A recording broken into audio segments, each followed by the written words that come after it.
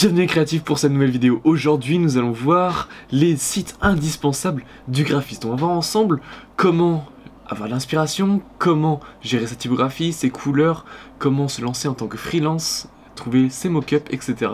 Bref, nous allons voir un ensemble d'outils qui vont être indispensables si tu veux te lancer en tant que graphiste. Donc il y en a certains, tu connais déjà.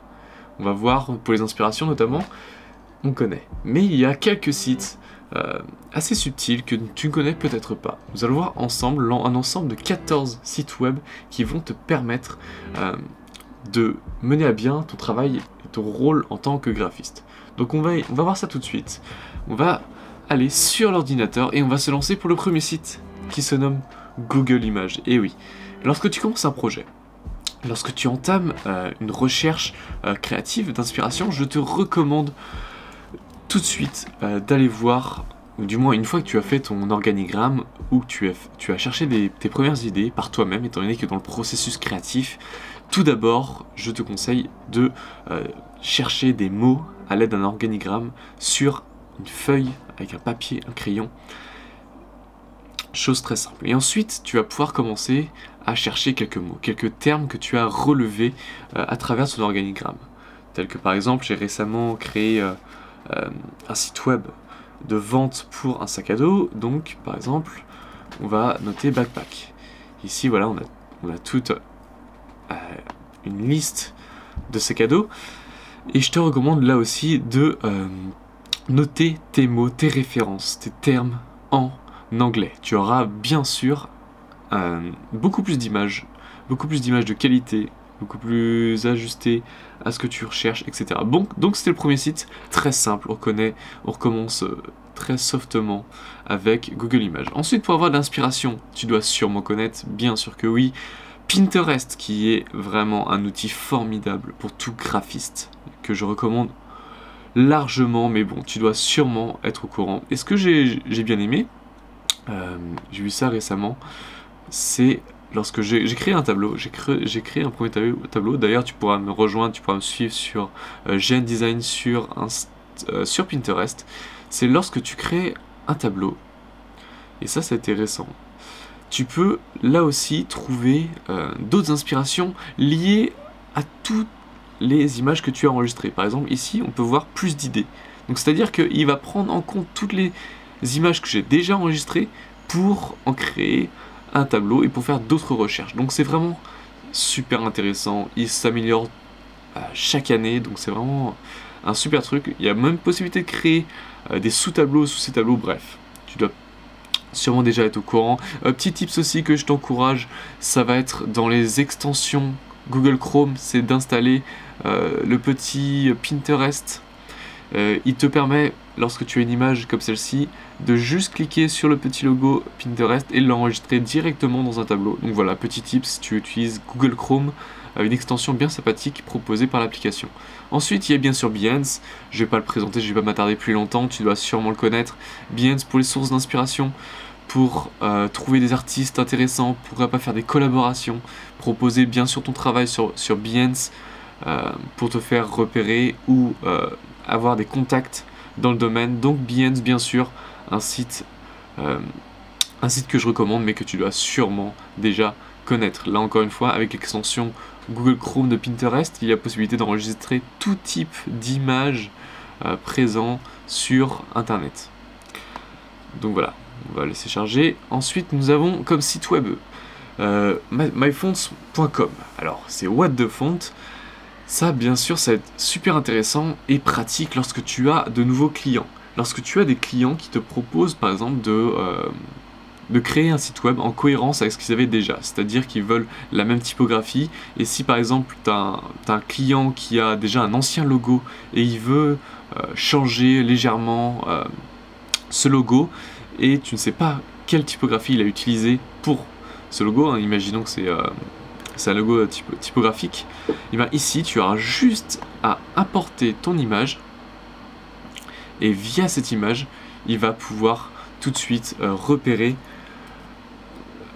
quelle typographie c'était. Par exemple ici on va faire un screenshot, je te conseille de faire ça, commande Shift 4 sur Mac et faire un screenshot. Ici ensuite on va se placer dans le bureau, nous avons des typographies, bon ici voilà, ici je voulais voir un petit peu quelle était la typographie de Nike sur leur site web, afin de la réutiliser pour le site que je devais créer. Donc ici tu importes ton image, et ici il va directement repérer les lettres qui ont été utilisées. Bon, il va falloir l'aider un petit peu, par exemple le I ici il l'avait pas repéré, mais voilà, une fois que tu as repéré toutes les lettres, tu fais continuer, et il va te repérer la typographie que c'est ici, donc c'est la Bureau Grotte, que tu as possibilité de télécharger en cliquant dessus. Donc voilà, très simplement tu vas pouvoir repérer les typographies et les y réutiliser pour les différents sites web que tu mets en place. Ensuite, je l'avais déjà présenté, c'est Adobe Color CC. Donc ici, j'avais envie de te le repasser étant donné que c'est un site web que j'utilise constamment.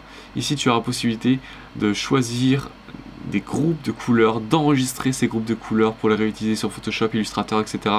avec des couleurs complémentaires, monochromes, des nuances, des composites, etc.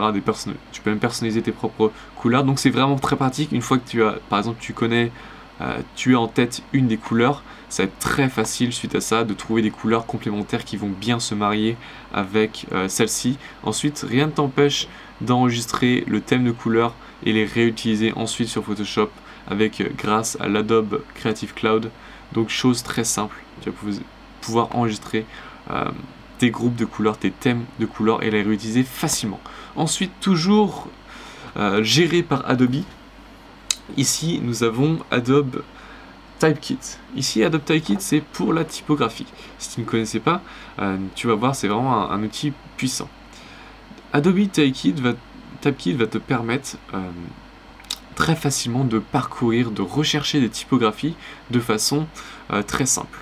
Ici, je suis allé dans Parcourir, et ici, il y a possibilité de noter déjà ta typographie, c'est-à-dire le mot que tu souhaites taper. Et ici, à votre droite, on peut voir des différentes classifications, des recommandations, les propriétés. Ici, par exemple, si je veux un texte en sérif, alors tout ce que j'ai à faire, c'est cliquer voilà, sur sérif. Par exemple, je veux l'utiliser en tant que paragraphe, et la graisse, j'ai envie que ce soit normal, avec une chasse normale, moderne. Et ensuite, voilà, on peut choisir l'œil, le contraste, etc. Et en ajoutant tous ces différents éléments, il va pouvoir facilement te trouver les typographies que tu recherches. Et c'est vraiment un super outil qui va te permettre de te sauver de nombreuses heures de recherche typographique, étant donné que c'est bien d'être sur Photoshop et regarder toute la liste de typos que tu as, mais tu vas perdre un temps précieux, alors que ici, avec Adobe Typekit, ça te sauver un temps fou. Et si tu es membre de l'Adobe Creative Cloud, ici tu vas pouvoir télécharger un certain nombre de typographies et les réutiliser directement sur tes logiciels Adobe. Donc vraiment un site que je te recommande pour la typographie, Adobe Typekit. Ensuite, voilà, j'ai envie de te présenter 3 sites de ressources d'images. Étant donné que ça a été le cas lorsque j'ai dû créer ce site web pour les sacs à dos, j'avais besoin de ressources. Étant donné que le client a alors soit le budget et donc tu vas toi-même aller faire tes photographies, soit il ne l'a pas et tu n'auras pas le temps d'aller shooter toi-même les photographies. Donc ici, ce genre de site web est vraiment utile, efficace pour nous. Étant donné que ici tu vas pouvoir trouver des photos, des images qui sont tout de suite en cohérence avec la demande du client. Tu vas pouvoir juste après les retoucher, pourquoi pas ajouter ton propre sac à la place du sac qui est présent sur cette image par exemple.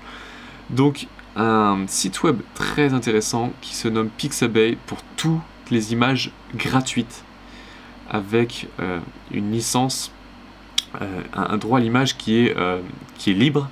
Donc Pixabay, un autre site web que je te recommande aussi, ça peut être Unsplash. Unsplash aussi très sympa.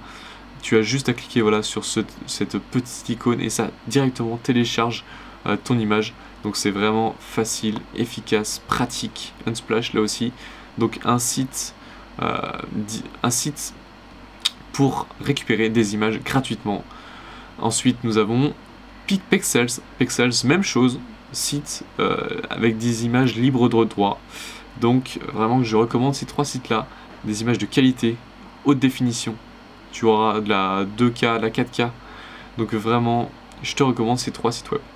Ensuite, nous allons nous intéresser au mock-up. Étant donné que c'est bien, voilà, tu as fait tes différentes créations, tu veux maintenant les mettre en valeur, et bien je vais te recommander mockupworld.co. Ici, nous avons la possibilité gratuitement de télécharger des mock-ups et ensuite via Photoshop, tu vas pouvoir les customiser, rajouter ton propre design à l'intérieur et présenter ton travail de manière plus professionnelle que tu vas ensuite mettre dans ton book. Donc un site web intéressant que je te recommande, va y faire un tour. De toute façon, tous les liens sont dans la description. Tu as juste à cliquer et rapidement tu vas pouvoir y accéder. Vraiment intéressant, que ce soit pour les packaging, pour les prints, les flyers, etc. Tu pourras présenter ton travail de manière optimale et professionnelle grâce à ce site web. Ensuite, voilà, une fois que c'est bon, nous avons notre book. Eh bien, je te présente Malt. Malt qui est un site pour les freelances. Ceux qui souhaitent se lancer en tant que freelance vont pouvoir proposer ses services sur ce site web. C'est un site qui présente des métiers de freelance comme community manager, développeur, etc. Nous, en tant que graphistes, nous allons nous intéresser aux graphistes. Ici, tu vas pouvoir présenter ton travail, le mettre en valeur, présenter ta description, ce que tu as fait, etc. Et suite à ça, obtenir les clients, c'est eux qui viennent te chercher via ce site web. Ici, nous avons différents graphistes qui présentent leur travail, qui chargent suivant différents tarifs, 200 € par jour, 230, etc., suivant ton expérience. Donc tout dépend. Ici, on va pouvoir voir que je me suis créé un compte moi aussi. Donc on va voir si on peut aller le visiter pour voir comment ça s'agence. Donc c'est malt.fr. Ici voilà, j'avais créé mon compte. Ici tu vas pouvoir créer une rapide description de ce que tu fais, de tes compétences, etc. Tu vas pouvoir mettre en place ton portfolio, le mettre en avant, et ensuite mettre les expériences que tu as eues tout au long de tes missions, etc. Et tu peux même avoir quelques recommandations et montrer les formations que tu as et les langues que tu parles. Donc bref, un site complet qui va te permettre d'avoir différents travaux. Donc je viens tout juste de créer mon compte, donc New Malter. C'est un site très intéressant, Malt. Ensuite je vais t'en présenter un suivant qui est Cobone. Ici c'est un petit peu différent. C'est un petit peu la mise en place, c'est un peu comme un forum. Et ici c'est toi qui vas aller chercher le travail. Tu as la possibilité de mettre ton book, ton portfolio, etc. à l'intérieur de ce site web. Et une fois que c'est fait, tu vas pouvoir aller démarcher des offres. Par exemple ici, graphiste vidéaste qui demande son offre en CDD. Donc pourquoi pas la freelance, création graphique des flammes pour covering, salle de bain et cuisine, maquette, ok, maquette, création, modélisation 3D bijoux, ok, par exemple ici, ça m'intéresse, ça va être un peu dans mes cordes. Donc on va voir ensemble. On va cliquer tout simplement sur, on voit un petit peu l'offre, intégrité, création et production devront... Donc voilà. On voit un petit peu l'offre. 6 films 3D nous seront nécessaires, un film d'animation, film 3D, très bien, tu regardes un petit peu ce qui se passe, et ensuite, juste en dessous, tu n'as plus qu'à noter ton nom, prénom, ton email et ton message, et tu lui envoies directement. Il va voir de plus, quand il va cliquer sur ta petite icône, ton compte, il va voir directement ton portfolio, etc. Donc, un site vraiment bien, une démarche différente, plus sous la forme d'un forum. Ensuite, nous avons Fiverr. Fiverr ici, qui est un site en anglais. Qui est vraiment connu, donc je t'invite, si tu parles un petit peu anglais, à t'y inscrire.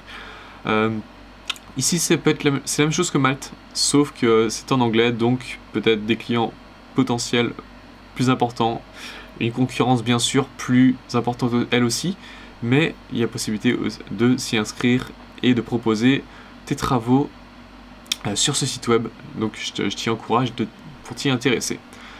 Suite à cela, voilà, on va voir rapidement pour cet artiste 3D, modeling, ok, très bien. Et suite à ça, une fois que tu as tes premières offres, etc., c'est bien, mais il va falloir, si tu n'es pas au courant un petit peu des règles, si tu ne sais pas combien charger tes clients, etc., je te conseille le kit de survie métier graphique. Alors là aussi, le lien sera dans la description. Si tu veux avoir des renseignements, soit pour l'administration, sur combien je dois me faire payer, est-ce que je dois livrer, est-ce que je dois donner toutes mes images, comment je dois facturer, comment je dois mettre en place le devis, etc. Ce site web pourra amplement t'aider. Tu as différentes questions que les graphistes freelance se sont posées. comment établir mes devis par exemple. Et ici, ce site web va te répondre à la plupart de tes questionnements. Comment estimer son temps de travail, comment chiffrer la session de droit, etc. Bref, si tu te poses la moindre question en tant que graphiste freelance, je t'invite fortement à aller voir Kit de survie des métiers graphiques.fr. C'est un site que j'ai découvert grâce à des groupes Facebook, donc vraiment je t'invite à t'y intéresser si tu te poses la moindre question, comment protéger mes créations, etc. Bref, il est complet, utile et efficace. Je pense qu'il va d'être d'une grande utilité. Et voilà, j'espère vraiment que ces sites web t'auront aidé, que maintenant tu seras plus à même à mener à bien ton travail en tant que graphiste, en tant que freelance. Et si tu as la moindre question, n'hésite pas à me poser ces questions en commentaire. Et est-ce que ce genre de vidéo t'a plu? Est-ce que ça t'a aidé?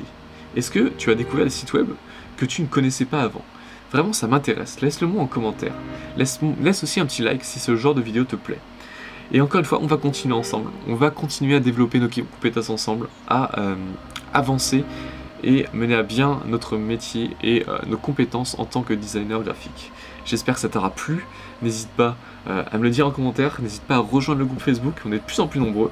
C'est le groupe Graphic Designer Community. Encore une fois, reste motivé, reste créatif, reste unique.